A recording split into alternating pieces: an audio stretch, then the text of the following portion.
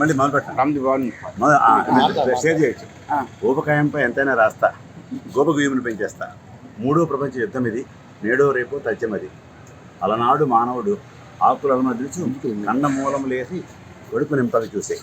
అడవిలో పరిగెట్టి విల్లెక్కు పెట్టి పెట్ట మాంసను కొట్టి చెట్టు గొమ్మను కొట్టి 2 రాళ్ళను తీసి నిప్పు రాజేసే. కోటి విద్యను నేర్చి కూటి కోసము తీసే. ఇప్పుడు వ్యాయామాలని చదువు, విరామాలని కొడుగు. ఎంటర్ చేస్తే డేటా, ఇంటికే ఫుడ్ బేట. పొలుగు పొట్టుట లేదు, పప్పు రుబ్బుట రాదు. రిమోట్ తిప్పితే పంట, మేట నొక్కితే వంట. కార్లు, ఎలివేటర్లు, వాల్మార్ట్లు, కాల్ సెంటర్లు. నడిచే మనిషే కరువయ్యాడు, పుడుతూ పుడమికి బరువయ్యాడు. ఒక పూట తింటే యోగి, 2 పూట తింటే భోగి, ముప్పొద్దులా తింటే రోగి. ఆలోచించి కాసేపు ఆగి, అన్న మలికమైన అది నిన్ను చంపు అన్నాడు వేమన్న నాకెంత ఇంపు.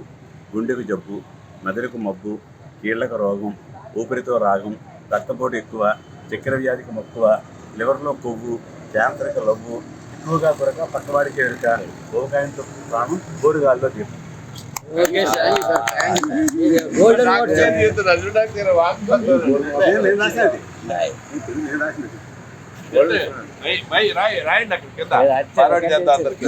నేను రాసినది తెలుగు భాష పట్ల నాకు అధికారం ఉంది.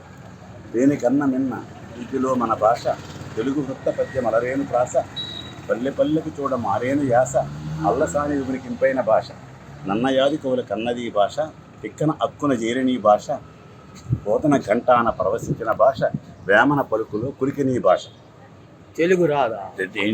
తెలుగు రాదా? తెలుగు ఎన్న దేశంలో తెలుగు ఏను తెలుగు వల్ల బుల్ల తెలుగు కండ ఎల్లందు కులగొలిచి తెలుగువా భాషాడి దేశ భాషలందు తెలుగు లెస్స.